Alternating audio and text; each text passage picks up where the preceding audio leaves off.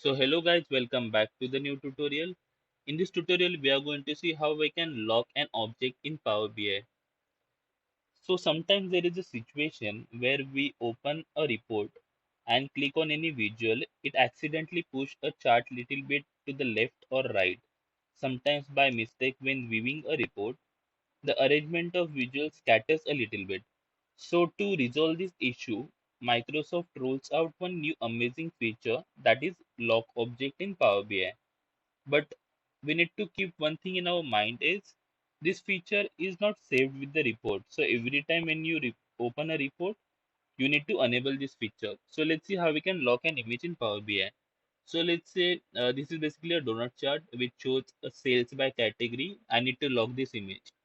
So what I will do is I will select this visual. We'll go to view, and in page options, I have one option known as lock object. So I will just click on this. As you guys can see, we have successfully ob locked this object. And if we try to move it, we are not able to move it, right?